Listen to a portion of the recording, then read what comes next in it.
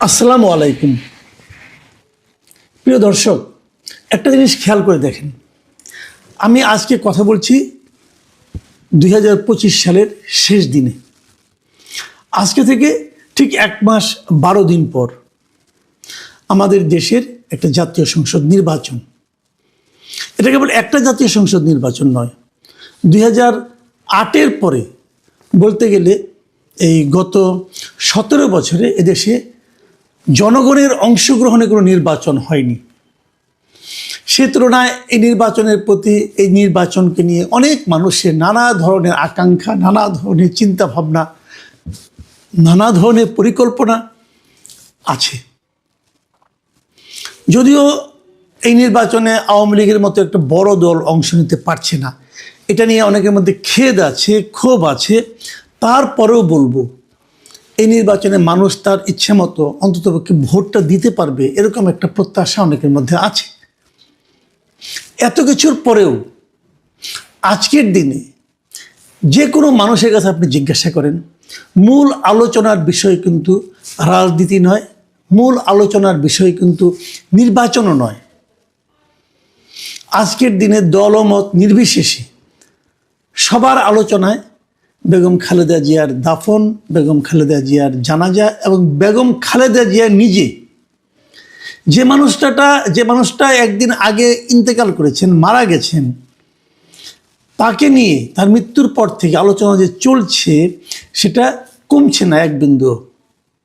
মানুষ তাকে নিয়ে কথা বলছে। কেন? কি এমন করেছেন উনি? গত কয়েক বছর তো তাকে জনসমক্ষে তেমন একটা দেখাও যায়নি। ভাবুন একবার, গত প্রায় 7 বছর ধরে উনি কিন্তু মানুষের সমস্ত রাজনৈতিক কর্মকাণ্ডের বাইরে অবস্থান করছেন। সেভাবে দেখলে উনি জেলেও গিয়েছেন, সর্বোচ্চ আদালত ওনাকে সাজাও দিয়েছেন। তারপরেও দেশের মানুষ ওনাকে ভুলতে পারছেন না, দেশের মানুষ ওনাকে ভালোবাসছেন, দেশের মানুষ ওনার জন্য কান্না করছেন।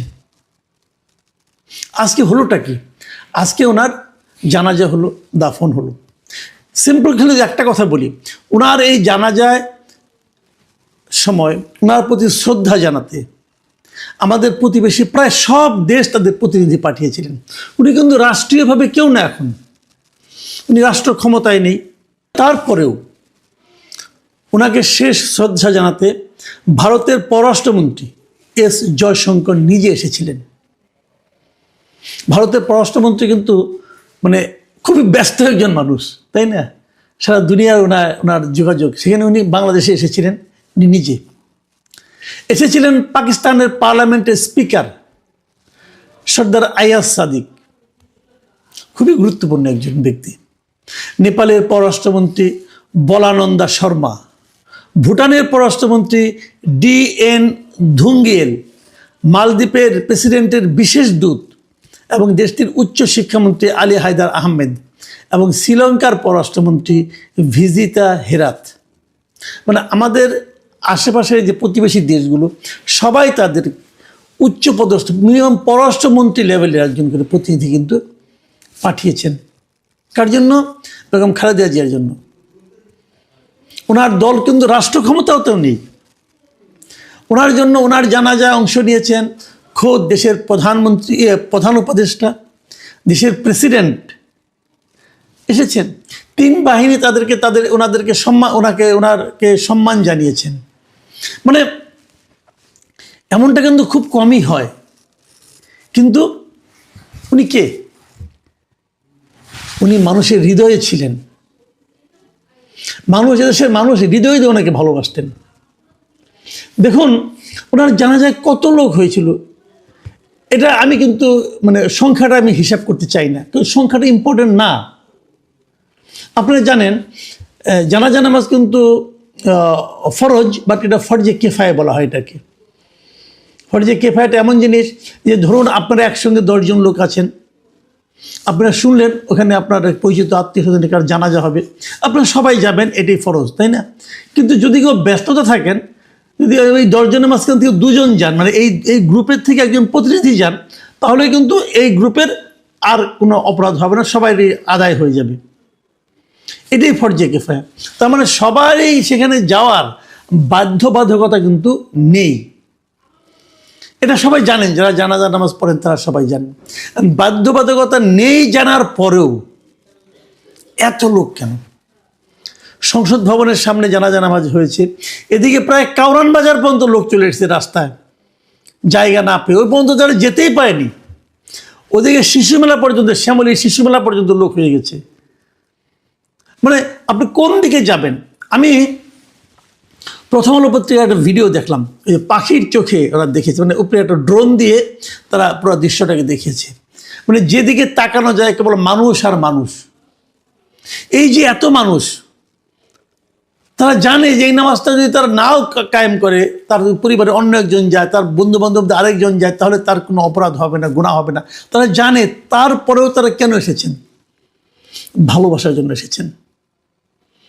তারা বোঝাতে এসেছেন, অথবা তারা নিজেকে বোঝাতে এসেছেন যে তারা খালেদা জিয়াকে ভালোবাসেন।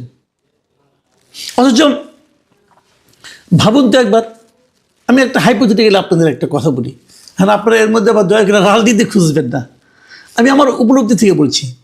ধরা যাক হাইপোথেটিক্যালি এখনও যদি শেখ হাসিনা ক্ষমতায় থাকতেন এবং এই সময় যদি খালেদা জিয়া মারা যেতেন, তাহলে এমন একটা জানাজা কি হতে পারতো? পারতো? বলেন কেন পারতো না? নানা কথা শোনা হতো। এই যে সংকীর্ণতা, এই সংকীর্ণতার ঊর্ধ্বে আমরা উঠতে চাই। আজকে শেখ হাসিনা দেশের বাইরে আছেন, ভারতেই আছেন। যে দেশ ওনাকে আশ্রয় দিয়েছে সেই দেশের পররাষ্ট্রমন্ত্রী নিজে এই জানাজায় অংশ নিতে এসেছেন। উনি তো অংশ নিতে পারবেন না, হিন্দু মানুষ, উনি ওনার শ্রদ্ধা জানাতে এসেছেন। এটা দেখে ওনার মনে কি, শেখ হাসিনার মনে কি চিন্তাটা হচ্ছে? উনি কি এখনো ভাবেন যে খালেদা জিয়া এতিমের টাকা মেরে খেয়েছেন? উনি কি এখনো ভাবেন যে ওনার মৃত্যুটা ওনার মানে এর চেয়ে বেশি শাস্তি ওনার প্রাপ্য ছিল, অথবা এরকম শাস্তি ওনার প্রাপ্য ছিল? নিম্ন আদালতে যেটা 5 বছর হয়, উচ্চ আদালতে যে বেড়ে 10 বছর হয়ে যায়, উনি কি ভাবেন এখনো ওটা সঠিক ছিল? আমি গেলে এই জিনিসগুলো বলি সবাইকে যে দেখুন, রাজনীতি যেন এমন কিছু না হয় যা নাকি মানুষের মানবিক অনুভূতিগুলিকে ভোতা করে দেয়। আমরা ওই দিকে যেতে চাই। আমরা আগামী দিনগুলোতে এই নমুনাটা আমরা জারি করে রাখতে চাই। দেখুন, উনি একজন মা তো না, উনি একজন বয়স্ক মহিলা ছিলেন, তারপরে ওনাকে জেলে যেতে হয়েছে, জেলে পাঠানো হয়েছিল, খুব জরুরি ছিল। এই ধরনের এর চেয়ে বড় অপরাধ করে কি মানুষ এদেশে কিছু হয় না? ওনারটা অপরাধ কিনা সেটাই তো সন্দেহ। বোঝাই যাচ্ছিল এটা কি ধরনের মামলা। আমরা দেখুন, ওনার আমি আরেকটা জিনিস লক্ষ্য করলাম, আমার খুব টাচি লেগেছে এটা আমার কাছে, যে যখন ওনার লাশটা কবরে নামানো হলো, তারেক রহমান নিজে কিন্তু কবরে নেমে গেছেন, মায়ের লাশটা উনি নামিয়েছেন। উনি নিজে সব মানুষের উপস্থিত সকলের কাছে ক্ষমা চেয়েছেন ওনার মা হয়, যেটা নাকি আমরা ইসলামে দেখি যে কেউ মারা গেলে তার বড় সন্তান যে সবার কাছে ক্ষমা চান, যে যদি ওনার কারণে কেউ কোনো দুঃখ পেয়ে থাকেন যেন ওনাকে মাফ করে দেন, যেন ওনার কাছে যদি কারো কোনো দেনা পাওনা থাকে সেটা উনি দিয়ে দিবেন, এই প্রতিজ্ঞা করেন। এটা আমরাও করেছি, আমাদের বাবা মা তো মারা গেছেন, আমরাও দেখেছি, করেছি। তো সেই কাজটা কিন্তু একজন সাধারণ মানুষের মতো কিন্তু তারেক রহমান করলেন। আমার কাছে খুব ভালো লেগেছে আমি দৃশ্যটা, আমার কাছে দেখতে। আমি জানি ওনার কি কষ্ট হয়েছে, নিজের মাকে কবরে শোয়া থেকে মানুষের কি কষ্ট হয় এটা আমরা জানি, কিন্তু আমরা তো দেখলাম জিনিসগুলো, যে এইটাই হলো গিয়ে একটা মানবিক বৈশিষ্ট্য মানুষের। দেখুন, আমি দুটো কথা বলে শেষ করি। প্রথম আলোর একটা রিপোর্টে দেখলাম, প্রথম আলো রিপোর্টার ওখানে যাচ্ছিলেন, যাওয়ার সময় ওনার সঙ্গে 2-1 লোকের সঙ্গে কথা বলেছেন। দেখুন, উনি প্রথম আলো রিপোর্টার লিখছেন যে হাঁটতে হাঁটতে কথা হয় বেসরকারি চাকরিজীবী আমিরুল ইসলামের সঙ্গে। শাহবাগ এলাকা থেকে হাঁটা শুরু করেছেন তিনি। আমিরুল বললেন, আমি রাজনীতি করি না, কিন্তু একজন নেত্রী দেশের মানুষের জন্য জীবনে এত অত্যাচার সহ্য করেছেন, তার জানাজায় অংশ নিতে কয়েক কিলোমিটার হাঁটবো, এতে আর কষ্ট কি? একবার ভাবুন, এই আমিরুল সাহেব পুরো রাজনীতি করেন না, কিন্তু উনিও উপলব্ধি করতে পেরেছেন যে এই মানে নেত্রী, এই রাজনৈতিক নেত্রী, এই শেখ খালেদা জিয়া এই মানুষের সাধারণ মানুষের জন্য জীবনে এত অত্যাচার সহ্য করেছেন, যখন এই প্রশ্নটা আপনি করবেন, এই কথাটা আপনি বলবেন, তখন সঙ্গে সঙ্গে আপনার মাথায় আসবে না যে কার কাছ থেকে উনি অত্যাচারিত হয়েছেন, কি কারণে অত্যাচারের শিকার হয়েছেন? আসবে না? আসবে।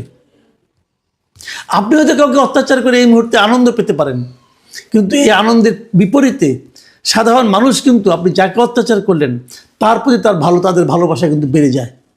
যখন ওখানে ভালোবাসা বাড়ে তখন বিপরীত অনুভূতিটা আপনার জন্য তৈরি হয়। আমি আমাদের দেশের বর্তমান এবং আগামী সকল রাজনীতিবিদ, সকল রাষ্ট্রনায়ক, সকল সরকারের যারা থাকেন তাদেরকে অনুরোধ করব, এই বিষয়টা উপলব্ধি করেন। আপনারা এই পৃথিবীতে অনন্তকাল থাকবেন না, কেউই থাকবেন না ভাই। অনন্তকাল থাকার কোনো নিয়মই নাই, কারো নিয়ম নাই।